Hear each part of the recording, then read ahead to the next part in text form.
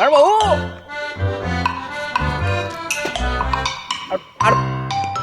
तुम्ही ते ना कोण कोण? हेमंत पाटील आशीर्वाद रे वाले ना तुम्ही.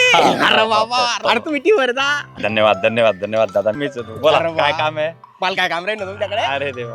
अरे अरे तसं नाही हो. हा? करा बेकार फॅन आहे तुमचा. नाही, नाही, नाही. धन्यवाद दादा धन्यवाद. एक विनंती होती, विनंती? एक सेल्फी घेणं होतं तुमच्या सोबत. फोटो पण तुम्ही विनंती करायच्या पहिले मी तुम्हाला एक विनंती करू का? विनंती तुम्ही करा ना बाबा. नाही नाही नाही माझी फक्त विनंती एवढी आहे की तुम्ही आत्ता जे काही केलं ना ते पुढे आयुष्यात कधीच करता ना. अरे पण मी काय केलं. नाही नाही सांगतो. जे एका सुज्ञ नागरिकानं करायला नको तेच तुमनं केलंय. अरे पण काय केलं. सांग तुम्ही आता काय केलं? तुम्ही आता पान खाल्लं, अहो त्याचं ते प्लास्टिकचं कव्हर होतं, रॅपर होतं, बरोबर. प्लास्टिकची काडी होती, हा हो ती इकडे फेकली हो फेकली. नंतर तुम्ही पचकन थुकली आहे की नाही? जेवढं तेवढं चालतं हो, ते काही विशेष नाही.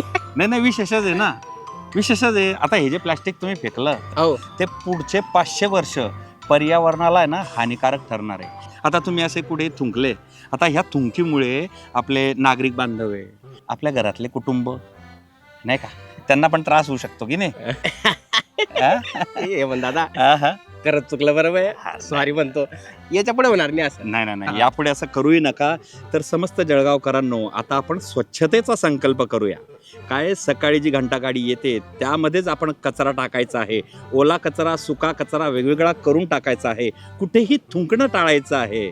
आता आपण स्वच्छतेच्या सवयी अंगीकारू आणि जळगाव महानगरपालिका प्रशासन आणि आरोग्य विभाग यांना आपण सहकार्य करायचं आहे.